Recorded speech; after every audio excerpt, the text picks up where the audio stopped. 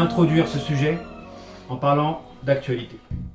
Je pense que vous êtes tous au fait du discours d'Emmanuel Macron à l'endroit du séparatisme, où les musulmans, encore une fois, ont été visés.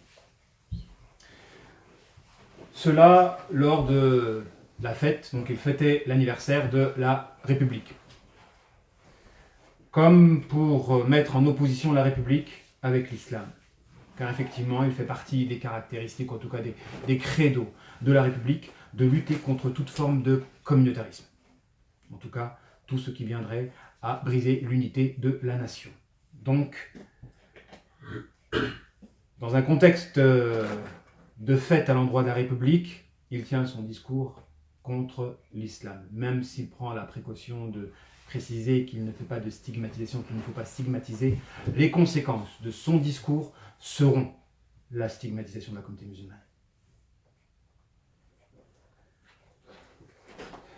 Encore une fois, chaque année, ça augmente en degrés. Depuis très longtemps, les musulmans sont discriminés, stigmatisés, mais chaque année, ça augmente en degrés. Jusqu'à ce qu'ils atteignent le degré de nous priver de notre liberté propre. Jusqu'à ce que cela atteigne ce degré-là. Donc, aujourd'hui, le sujet porte sur le nouvel ordre mondial. Et j'ai introduit cette thématique en parlant de ce discours d'Emmanuel Macron à l'endroit du séparatisme, comme pour faire un parallélisme entre la République et le nouvel ordre mondial. Il faut savoir qu'on a commencé à parler de la théorie du complot suite à la Révolution de 1789. Dans le sens où cette révolution avait pour vocation de lutter contre le pouvoir de l'Église, contre le pouvoir monarchique associé à l'Église. Car il y avait une corrélation justement entre le pouvoir monarchique et le pouvoir divin, en tout cas l'Église. Et donc la Révolution avait pour vocation de lutter contre cette emprise religieuse sur la conscience des gens. D'ailleurs, les gens qui étaient derrière la Révolution, il y avait des francs-maçons, la bourgeoisie. Parce que les gens qui ont profité vraiment de la Révolution, c'est essentiellement des bourgeois, au détriment de la population, malgré le fait qu'ils vont essayer de mettre en avant la Révolution, le côté révolutionnaire et les bonnes choses qui en découlent, pour pouvoir occulter ce qui se cache derrière, à savoir l'exploitation de la masse par une minorité. Donc la République, elle est issue de la Révolution. Et cette Révolution avait pour vocation, donc si on s'appuie sur les 3 principes de la franc-maçonnerie, à savoir accorder la primauté à l'homme, c'est l'homme avant tout. C'est le culte de l'homme. Renier le fait qu'il existe des vérités transcendantes, donc il faut bannir, détruire toutes les croyances transcendantes en l'existence d'un Dieu, etc., etc. Et bannir et détruire le fait qu'il existe des religions révélées. Les 3 principes de la franc-maçonnerie. À savoir, détruire la religiosité. Donc quand vous avez une révolution qui s'appuie sur des principes qui ont pour vocation d'éloigner l'homme du divin, en s'attaquant à son histoire, à sa culture, à ses traditions, en s'attaquant à sa religion, en s'attaquant à son groupe social, on pousse justement à la dépersonnalisation, au déracinement. Et c'est pourquoi les premières personnes qui se sont opposées à cette révolution étaient des chrétiens, qui ont vu d'un mauvais œil justement cette révolution-là, en voyant les conséquences de cette dernière sur la chrétienté en France. À la base, la France est la fille de l'Église. Et il y a eu toute une stratégie qui a été mise en œuvre pour dépouiller les Français de leur chrétienté, jusqu'à arriver à la loi 1905 sur la laïcité, etc., etc. pour en faire, à l'heure d'aujourd'hui, l'un des pays les plus athées du monde. Il y a un rapport entre le politique et le religieux. Il y a un rapport entre ceux qui dominent une société et les croyances des membres de cette dernière. Et donc la République, si l'on devait définir qu'est-ce que c'est un système qui vise le bien commun, moyennant un dirigeant élu, qui aura pour vocation d'instaurer un état de droit. Si je devais caricaturer, vulgariser la République, c'est un système de gouvernance qui vise le bien commun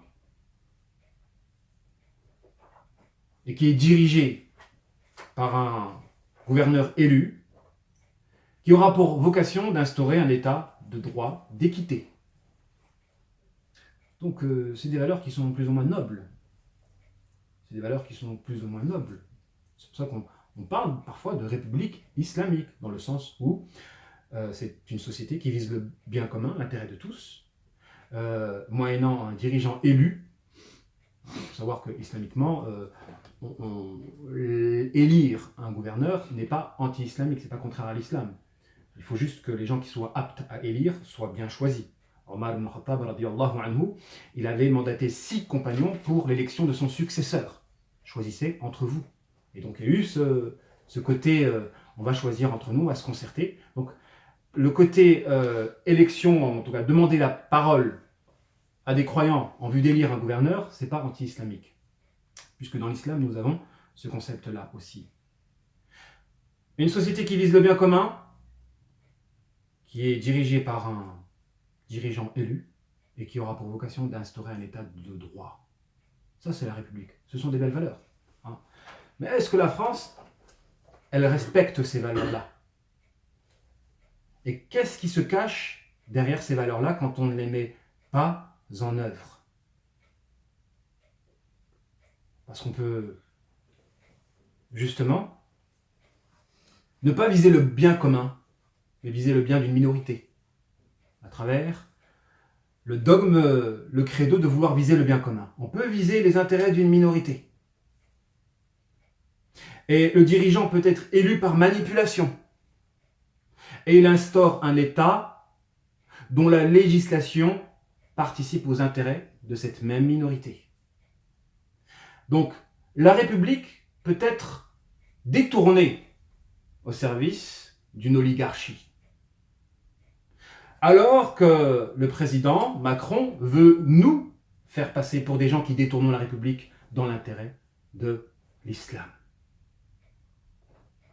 Alors, il nous fait passer nous pour ce qu'il est, lui. Car il y a des gens qui exploitent la République, les riches, et qui vont influer sur les élections, moyennant les médias, pour ensuite, moyennant le contrôle qu'ils auront sur les politiques, permettre justement une législation qui ira dans le sens de leurs intérêts, de leurs prérogatives à eux. Derrière cette révolution-là qui a instauré la République, qu'est-ce qu'il se cache? Pourquoi cette révolution-là? Quelles ont été les conséquences? Le nouvel ordre mondial, en réalité, c'est que ce n'est que le prolongement de cette révolution-là. Dans la mesure où, c'est quoi le but de ce nouvel ordre mondial? On ne se limite pas à une nation, à un pays. On aspire à instaurer à l'échelle mondiale une gouvernance qui sera axée autour de la primauté de l'homme. Axée autour de la primauté de l'homme. L'homme avant tout. Les intérêts de l'ego avant tout.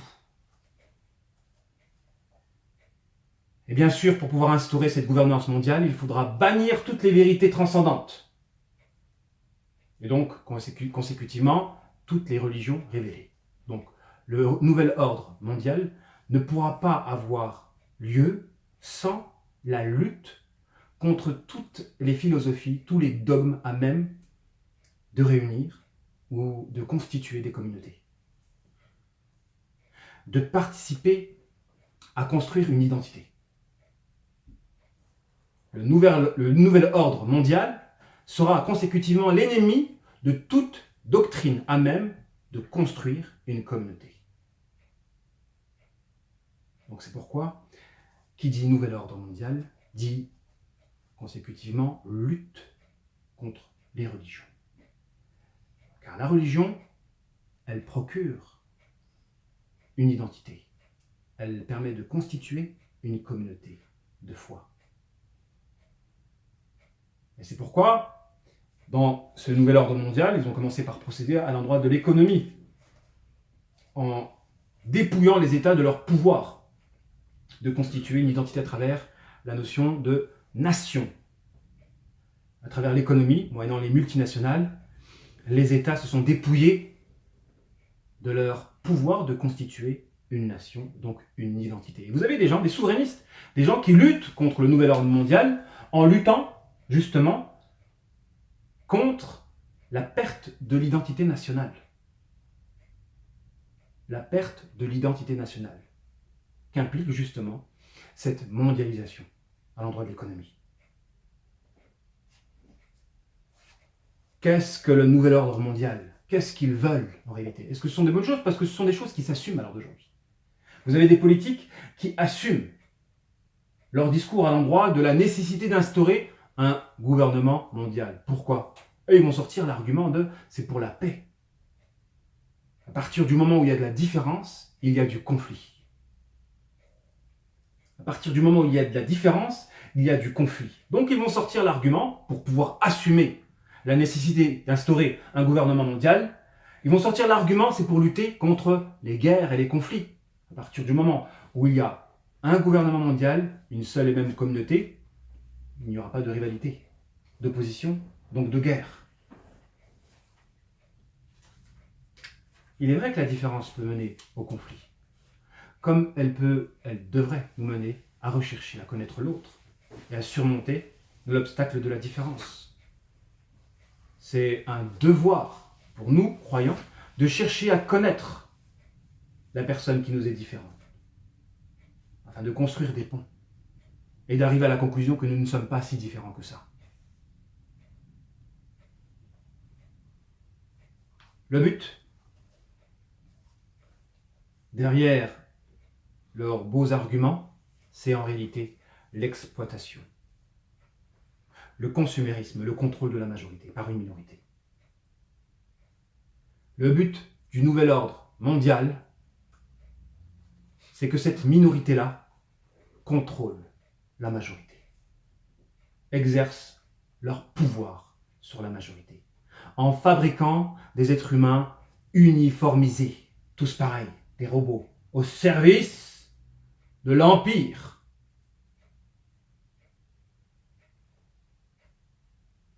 Et à bien réfléchir.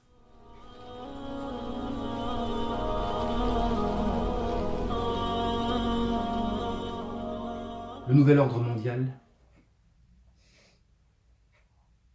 c'est le rêve antéchristique. Parce que parmi les caractéristiques de la prédication de Isa alayhi salam, de Jésus, il y avait l'annonce du royaume des cieux. Lorsqu'en s'adressant au peuple juif, il dit, dans Saint Matthieu, le royaume des cieux vous sera enlevé et il sera donné à un peuple qui en produira ses fruits. C'était l'un des piliers de la prédication de Jésus. L'annonce du royaume des cieux. Qu'est-ce que le royaume des cieux, si ce n'est un ordre mondial angélique, lumineux, pur, lorsqu'est associé le pouvoir temporel et le pouvoir spirituel. Et il a dit, donc en s'adressant au peuple juif, que le royaume des cieux vous sera enlevé et sera donné à un autre peuple qui en produira ses fruits, en visant, bien évidemment, la communauté musulmane.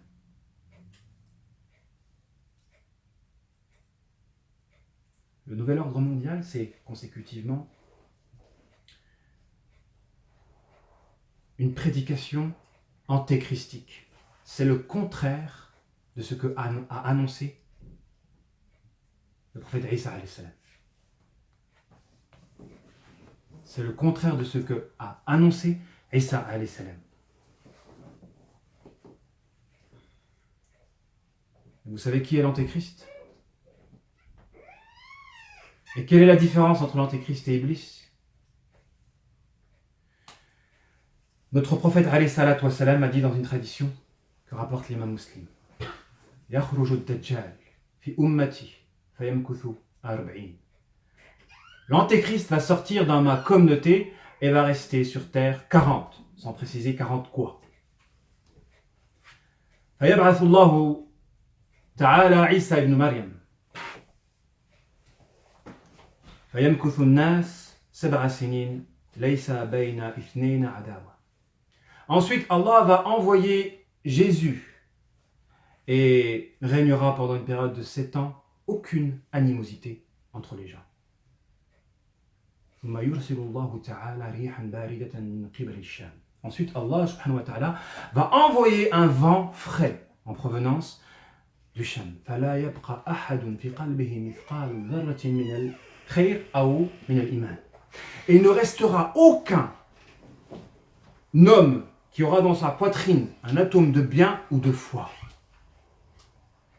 فيبقى شرار أهل الأرض. Qu'est-ce qu'il restera ensuite? Les pires de la création sur cette terre. فيبقى شرار أهل الأرض فلا يعرفون معروفا ولا ينكرون منكرا.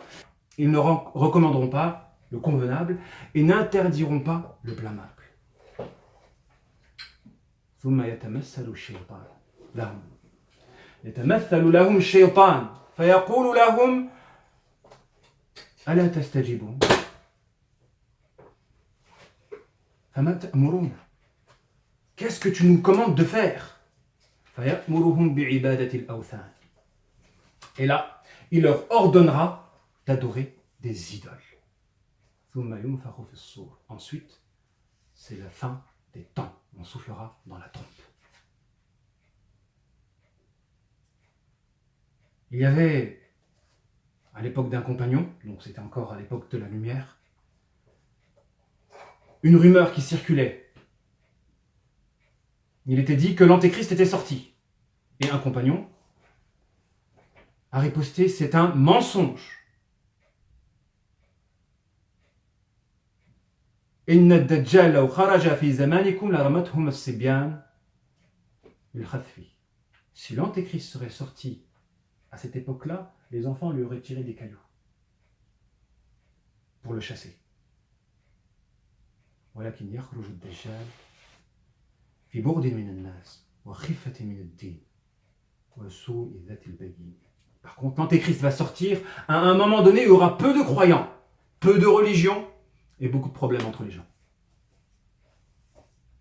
L'antéchrist sortira à un moment donné où il y aura peu de croyants authentiques, peu de religiosité et beaucoup de problèmes de toxicité entre les gens relationnels.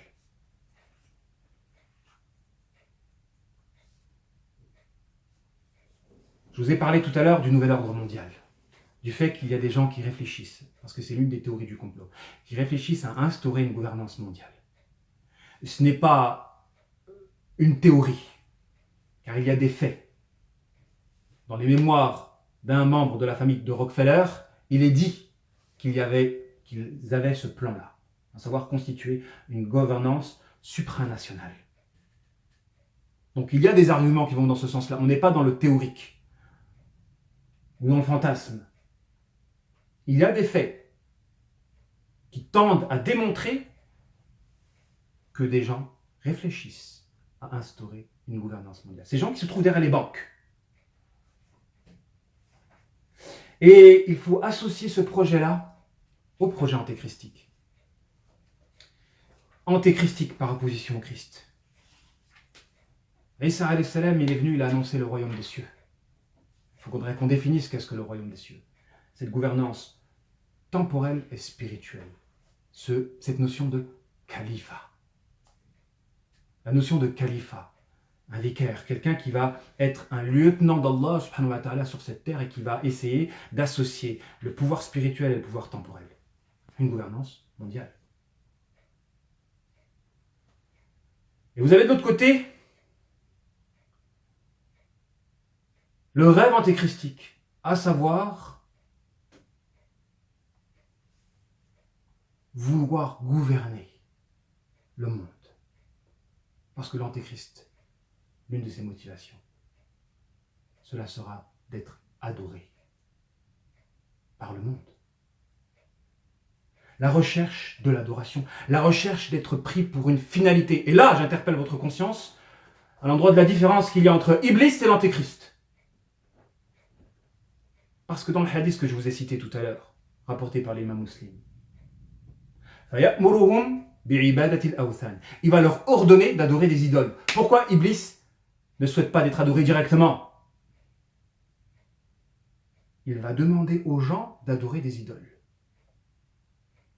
La définition du tarout, c'est un être qui est satisfait d'être pris pour une divinité en dehors d'Allah subhanahu wa ta'ala. Est-ce que Iblis a un minimum de tawhid au point où il n'accepte pas d'être pris pour une idole en dehors d'Allah subhanahu wa ta'ala de manière directe? Indirectement, si. En éloignant les gens de la voie droite, en agissant à l'endroit des moyens, c'est un shirk intermédiaire. Mais aura-t-il l'audace d'accepter d'être adoré de manière directe? Quand l'Antéchrist, lui, là, cette audace-là. Et c'est pourquoi il est fait allusion, par rapport au signe de la fin des temps, de cette notion de Dajjal, Dajjalin, de ces imposteurs qui vont venir à la fin des temps et qui aimeront être pris pour des divinités en dehors d'Allah subhanahu wa ta'ala.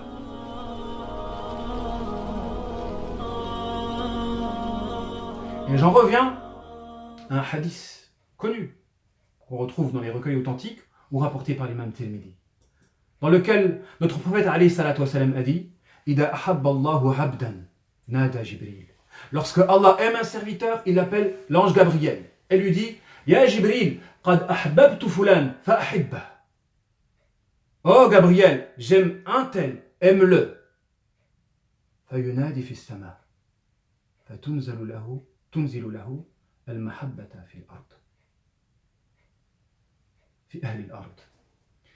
Ensuite, l'ange Gabriel va crier au ciel et dire Allah aime tel serviteur, jusqu'à ce que l'amour à l'endroit de ce serviteur descende et que les gens l'aiment naturellement. Quand Allah aime un serviteur, il appelle l'ange Gabriel et lui dit j'aime tel serviteur, aime-le. Ensuite, l'ange Gabriel crie dans le ciel et ça descend sur cette terre par l'amour naturel que les gens vont porter à ce serviteur aimé. Pareil. Il a abradallahu abdan nada Jibril. Lorsque Allah déteste un serviteur, il appelle l'ange Gabriel et lui dit qad abradtu fulan fayunadi fi sama fatunzilu lahu al-burda fi al-ard. Ensuite, l'ange Gabriel dit Allah déteste tel serviteur jusqu'à ce que la haine à l'endroit de ce serviteur descende sur cette terre. Il y a des gens qui sont détestés. Il y a des gens qui sont détestés à l'intérieur. Et on a une haine à leur égard naturelle. C'est pas bon signe. D'ailleurs, on peut plus ou moins ne pas aimer des gens qu'on ne connaît pas. Parce qu'on peut être influencé par de la médisance ou des calomnies, etc. Et on ne va pas aimer telle personne parce qu'on a entendu de mauvais propos à l'égard de cette personne-là. Et quand on a approfondi, on voit que on commence à avoir de la tâche. Là, vous avez le signe que telle personne, la haine que vous y avez, elle était fabriquée justement par les mauvaises langues. Et qu'en réalité, le fond, c'est de l'amour. Parce que dès que vous approfondissez la connaissance d'une personne, l'amour commence à jaillir. Et vous avez d'autres personnes, ils inspirent de la répugnance à distance, et quand vous vous rapprochez d'eux, vous êtes encore plus répugné. Car vous les observez à travers leur réalité. Et ces gens-là, qui se savent être détestés, travailleront à ce que vous les aimiez par la force. Regardez autour de vous. Est-ce qu'il y a des gens qui ressemblent à cette caractéristique-là? À l'échelle individuelle, à l'échelle collective. Est-ce que vous avez une communauté qui veut vous forcer à ce que vous les aimiez?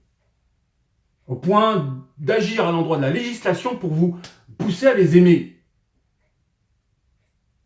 Subhanallah. À un moment donné, à l'époque de Nicolas Sarkozy, il voulait que chaque enfant de la République parraine un enfant de la Shoah. C'était, à l'endroit de la législation, ils avaient pour projet d'instaurer une loi qui rend obligatoire l'action pour un enfant de la République, donc qui est scolarisé dans l'école de la République, de parrainer un enfant de la Shoah, de suivre, enfin, d'avoir dans la mémoire un enfant qui est mort lors de la période de la guerre 39-45, un enfant juif. Ce principe-là, vous avez des gens. Alors la question c'est pourquoi elles sont détestées par Allah. On arriverait au sujet du pourquoi de la sociopathie. Pourquoi certaines personnes sont détestées par Allah. Pourquoi certaines personnes sont détestées par Allah. Et pourquoi veulent-ils absolument être aimés, considérés par la force. Alors ces gens-là ne supportent pas que vous ayez une mauvaise idée à leur égard. Ils ne supportent pas. Leur image, on se rapproche aussi de la perversité narcissique aussi, leur image compte énormément. Ils ne supportent pas que vous ayez une image négative à leur égard. Et ils vous imposent le devoir d'avoir une bonne image. Ils veulent vous contraindre à les aimer. Vous connaissez ce profil-là, le profil érotomane. Hein?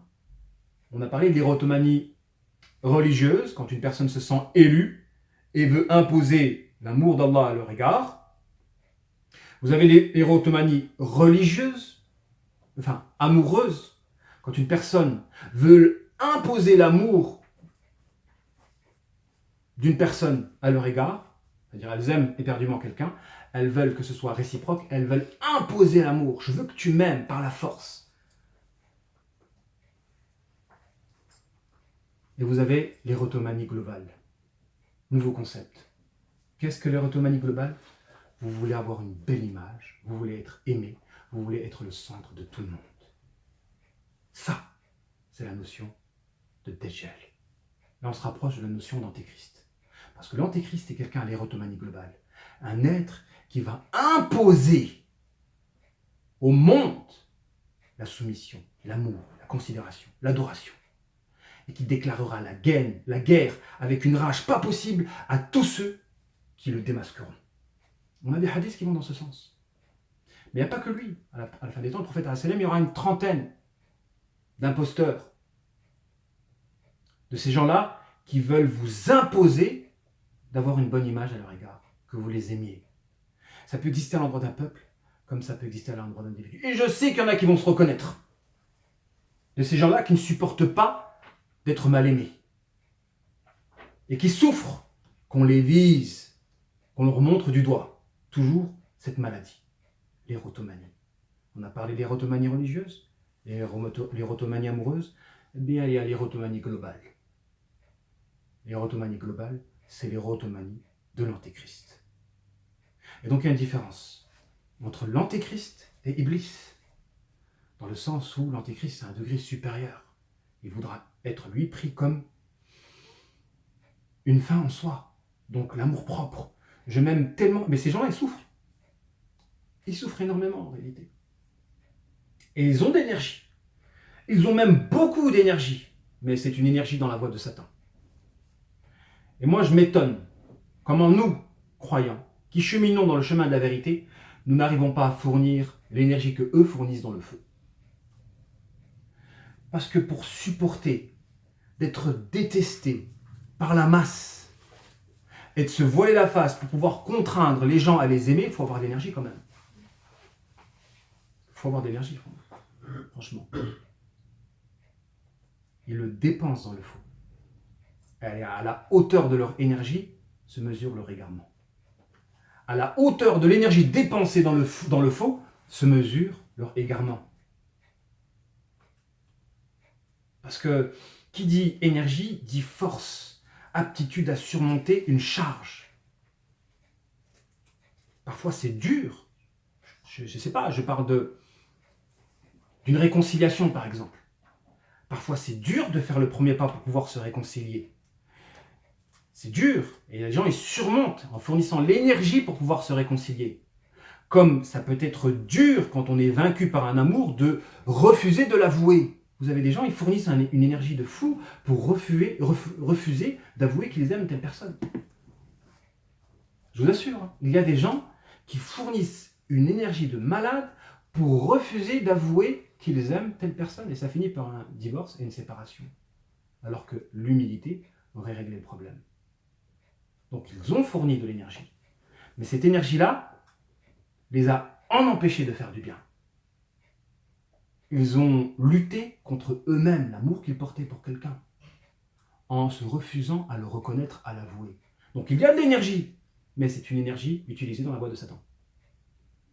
Et la hauteur de l'énergie qu'ils auront fournie dans le mal se mesure le degré de leur enténébrement. Donc il y a des gens, ils sont très forts, ils ont de l'aura, ils ont de l'énergie. Mais là, il ne faut pas s'arrêter à cette énergie qui peut être ensorcelante. Il faut savoir de quelle manière est dépensée cette énergie-là. Est-ce qu'elle est dépensée dans la voie de l'humilité et de la vérité, ou est-ce qu'elle est dépensée dans la voie de l'orgueil et de la fausseté? À l'exemple de ces charlatans qui suivront la voie de l'Antéchrist et qui ne supporteront pas d'être démasqués. On vit cette époque-là, l'époque d'imposture, l'époque où les gens qui fourniront une énergie, et le problème c'est quand vous les connaissez selon leur deux faces, si vous pouvez savoir comme ils souffrent quand ils sont seuls, mais qui n'ont même pas la capacité de reconnaître qui ils sont. Alors que c'est triste. Enfin, je veux dire, c'est triste. Quand vous avez quelqu'un qui connaît une personne de cette trempe-là, dans les deux faces, la face publique où la personne s'affiche en jouant le dur, et la face cachée où la personne peut pleurnicher comme une petite fille.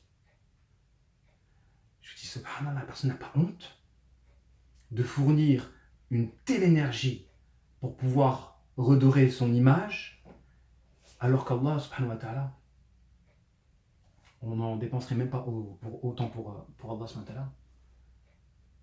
Et il faut toujours prendre d'exemple sur les gens qui font des efforts dans le faux. On doit tirer une sagesse de ces gens qui font des efforts dans le faux. On se dit, nous, subhanallah, qui cheminons, qui essayons de cheminer dans la vérité, pourquoi nous ne fournissons pas autant d'énergie que ces gens-là dans le fond en fournissent?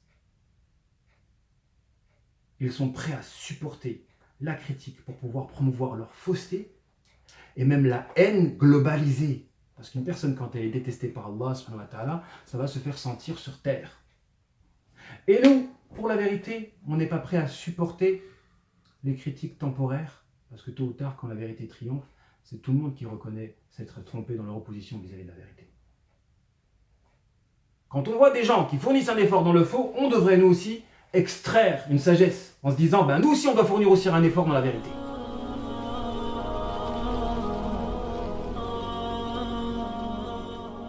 Donc la stratégie du nouvel ordre mondial, pour pouvoir atteindre cet objectif de constituer un système à l'échelle mondiale qui va dépouiller l'humain de sa religiosité, de sa communauté de foi ou de ses vérités transcendantes qui géreront sa vie. Déraciner. L'objectif numéro 1, c'est de déraciner les gens, de les dépersonnaliser, de leur éloigner de leur identité. Il ne faut plus qu'ils aient une identité communautaire, nationale ou autre, déracinée. Mais quelles sont les voies qu'ils utilisent pour pouvoir déraciner? 1. La falsification, moyennant des prédicateurs ou des savants, pris pour des références au sein de telles communautés, qui vont promouvoir du mélange, le mélange des contraires, à même de déraciner ou de dépouiller une communauté de sa substance, de son énergie. Parce que pour qu'une communauté soit forte, elle a besoin d'un cadre. À partir du moment où on ouvre les portes, on fait fuir l'énergie. Même une personnalité, c'est un circuit. On ouvre les portes de circuit, l'énergie sort. Et du coup, on n'a plus de consistance, on n'a plus de force. Si ton identité n'a plus de force, tu ne vaux rien. L'objectif, justement, de ce projet de gouvernance mondiale, c'est de dépouiller les gens de leur force, à même de résister contre eux. Leur objectif, c'est de dépouiller les gens de l'énergie à même de mener à la résistance, de pousser à la résistance, de lutter. Et pour cela, on déracine, moyennant des prédicateurs qui vont promouvoir un islam falsifié ou qui vont promouvoir la dissolution de l'islamité, moyennant le mélange des contraires. Première stratégie. Et s'ils n'arrivent pas, ils vont attaquer à la source. C'est quoi la source? L'enfance. le déracinement par l'action d'agir à l'endroit de l'enfance, de l'éducation, c'est la chose la plus simple. Et on est en plein dedans, touché à l'éducation. Moyennant justement ce principe de mélange ou directement d'agir à l'endroit de l'enfance, en initiant les enfants à leur philosophie, à leur doctrine. L'école de la République, c'est pour eux un lieu de culte qui enseigne les valeurs du nouvel ordre mondial. Les gens ont commencé à se réveiller et à avoir peur de l'instruction. Il faut savoir que la liberté d'instruire, c'est normalement un droit constitutionnel. Normalement en France, un droit constitutionnel. Donc ils ne peuvent pas interdire cela. Donc on rentre dans une dictature. On rentre dans ce projet de contraindre à. On ne veut pas que vous soyez comme vous voulez être. On ne veut pas que vous vous autodéterminez. On veut vous contraindre à rentrer dans une case qu'ils auront dessinée. On a le devoir de résister, subhanallah. On a le devoir de résister. Donc le déracinement. On est en plein dedans. Second point, la perversion. Promouvoir la perversion.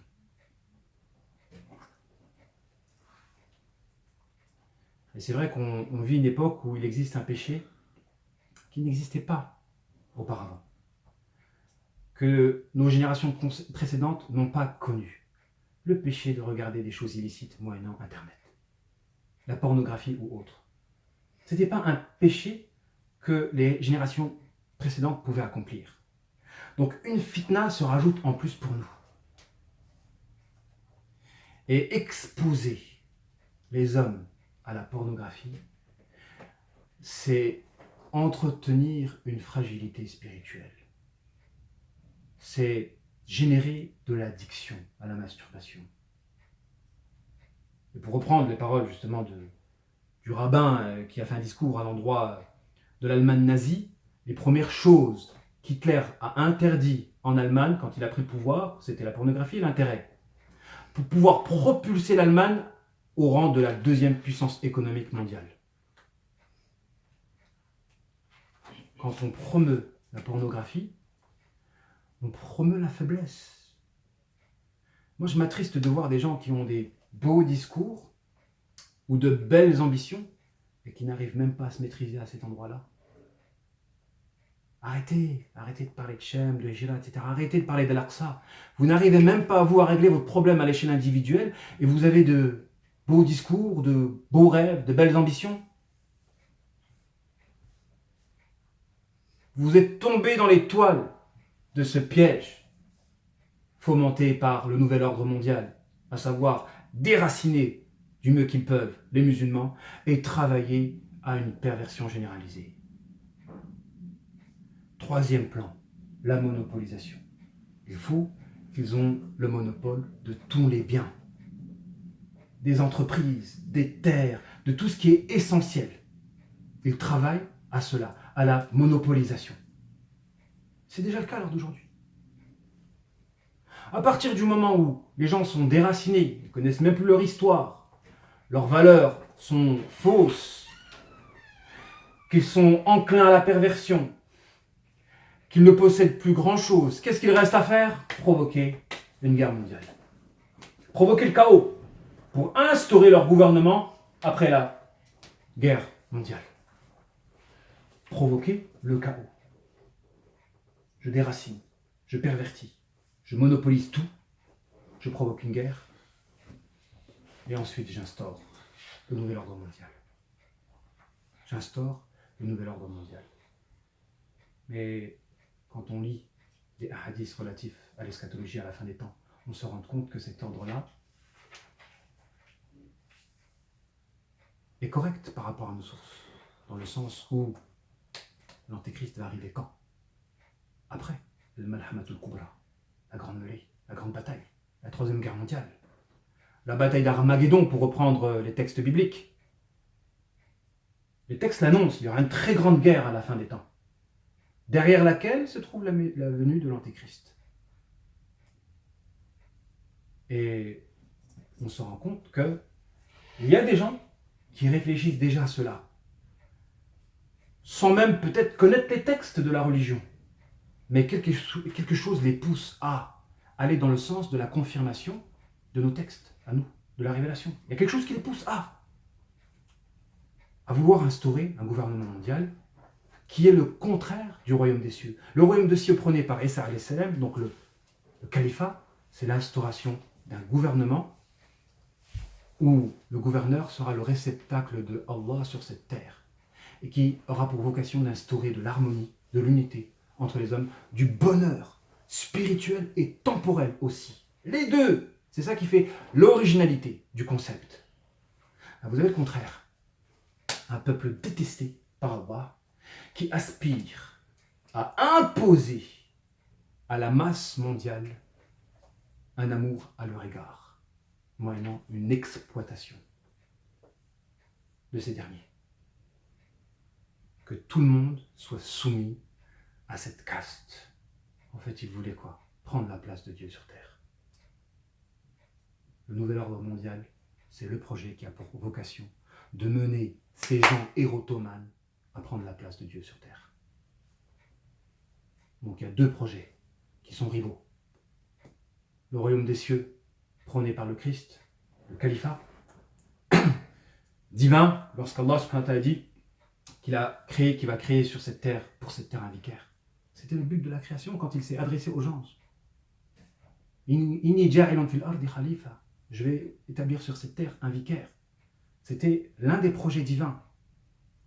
Et c'est pour ça que la thématique du nouvel ordre mondial, elle est en relation avec la notion de califat ou du royaume des cieux prôné par le Christ. Et que ces deux projets qui sont opposés. Vous avez le projet qui a pour vocation d'instaurer une gouvernance mondiale où celui qui gouvernera ne sera qu'un reflet d'Allah sur cette terre, la notion de califat. Je suis là pour être un lieutenant, quelqu'un qui va faire respecter la volonté divine. Et vous avez de l'autre côté le projet opposé, où des gens veulent être pris pour des dieux à la place d'Allah subhanahu wa ta'ala. Et l'islam, justement, est venu pour qu'on se libère de l'adoration de nos semblables pour l'adoration du Créateur. Le message islamique, c'est le contraire de ce plan. C'est le contraire de ce plan. Et donc, nous, on a le devoir de résister.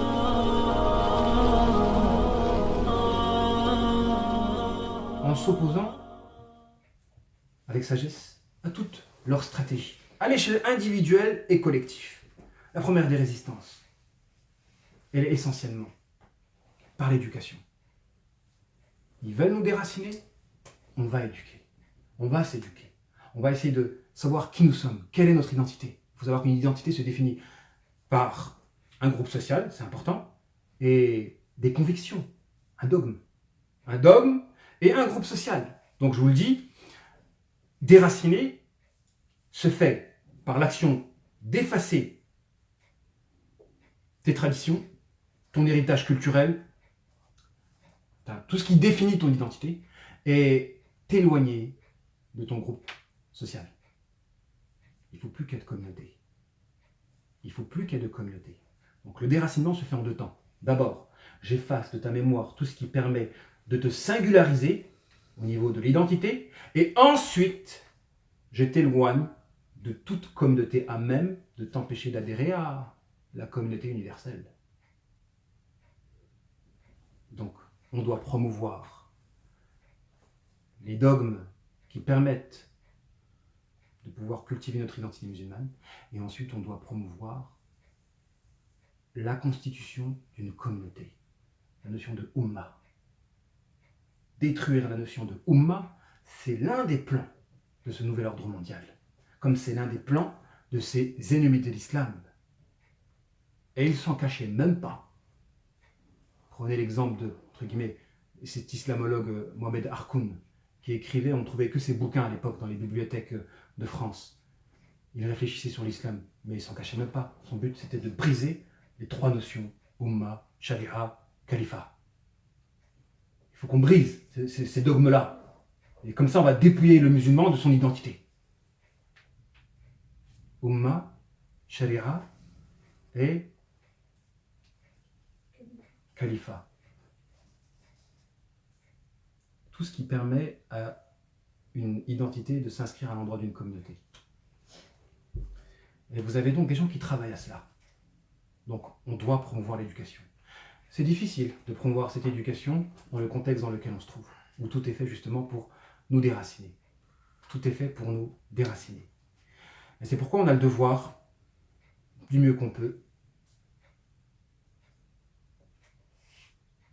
soit de construire des écoles, ou soit de partir. Surtout que là, il y a une législation. C'est-à-dire là, ils ont légiféré dans l'obligation d'instruire les enfants. Je ne sais même pas si ce discours, déjà, il se tient ici, parce que ça peut avoir des problèmes. Là, c'est carrément... Là, carrément, ils sont partis loin. Rendre obligatoire l'instruction dès l'âge de 3 ans. Dès l'âge de 3 ans. C'est parti loin. Jamais ils ont atteint ce tel degré. Et là, ils touchent à l'enfance. Mais c'est grand... c'est grand comme un arbre, en fait. Le stratagème, il est évident. Ils veulent déraciner. Ils veulent déraciner. Subhanallah. On a connu, personnellement, une belle période. Les personnes qui ont vécu les années, on va dire, 90, 2000, 2010, c'était une période tranquille. On est dans l'entre-deux-guerres. Vous avez ceux qui ont vécu justement la guerre, qui en ont souffert, et vous avez d'autres personnes qui ont vécu dans l'entre-deux-guerres où il n'y a pas trop de conflits. Malheureusement, à partir de ces années-là, donc à partir de 2020, là ça va être tendu. Et je plains les générations suivantes. À la rigueur, on a pu profiter la première partie de notre vie, dans la tranquillité, la sérénité, etc. Les générations suivantes, ça va être difficile. Ça va être difficile. Ça va être difficile de s'accrocher à... On ne vit pas encore profondément les hadiths de la difficulté vis-à-vis de la pratique de la religion. Bien que c'est déjà difficile, ça va être encore plus difficile. À la fin du temps, ça va être encore plus difficile. Et ça commence. Et ils s'en cachent même pas. Et ils assument cette discrimination, cette stigmatisation de la communauté musulmane. Ils l'assument maintenant. C'est pourquoi on doit résister. La vie, elle est courte. Donc résistons du mieux qu'on peut pour notre identité, moyennant l'éducation et l'action de rester groupé. Car c'est par un groupe que se complète une identité. C'est par des valeurs, mais c'est aussi, surtout par un groupe. Vous éloignez d'un groupe, c'est vous fragiliser. Vous déracinez l'endroit de vos valeurs, pareil, c'est effacer votre identité. 2. On a dit que la seconde stratégie, c'était de pervertir. Résister spirituellement à l'échelle individuelle. Commencez votre lutte, votre résistance à l'échelle individuelle. Essayez de combattre contre ces pulsions qui vous poussent justement à faire des péchés ou à être addict à des choses qui vous fragilisent. Faites votre djihad à l'échelle individuelle, en droit de votre ego. C'est le plus grand des djihads. Détruire, dompter votre âme bestiale, c'est le plus grand des djihads. Faites-le. Résistez. En luttant contre toutes les formes d'incarnation du démon, que ce soit le gaspillage, que ce soit l'anarchie, que ce soit le manque d'hygiène, que ce soit le désordre. Lutter contre toutes les incarnations du diable. C'est ça la résistance spirituelle. Ne tombez pas dans le piège de perdre votre temps. Le temps, il a de la valeur.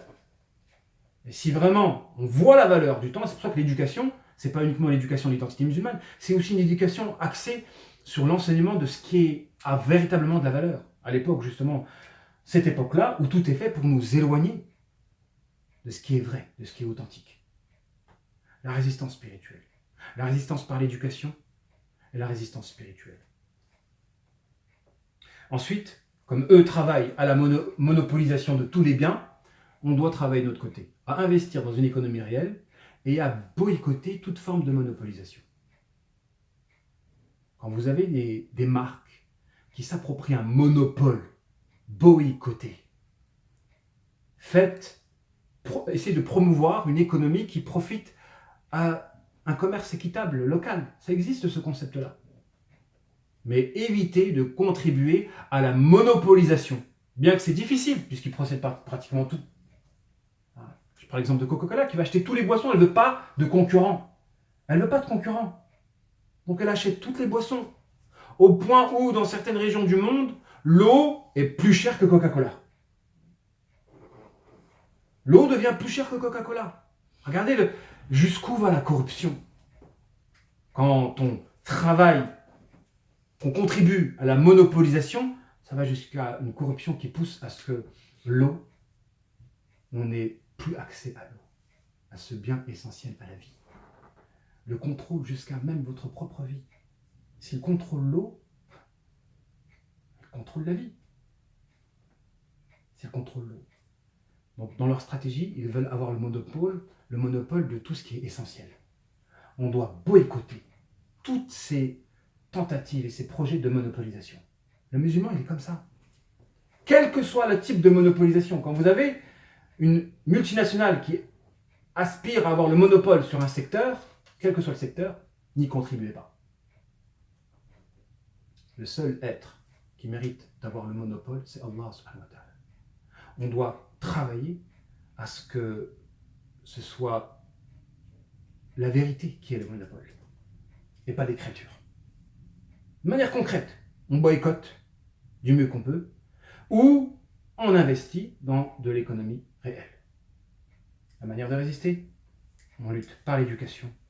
2, par la résistance spirituelle face au péché. 3, par l'action de boycotter et d'investir dans une économie réelle. Et vis-à-vis de cette guerre qui nous attend tous, la préparation. Il faut se préparer. Comme eux se préparent. Comme en Russie, ils se préparent. En initiant les jeunes à. Ils se préparent à une troisième guerre mondiale. Elle s'annonce et vous avez plein de gens qui s'y préparent. Donc, pour ne pas être pris au dépourvu, il faut qu'on se prépare. Mentalement, spirituellement.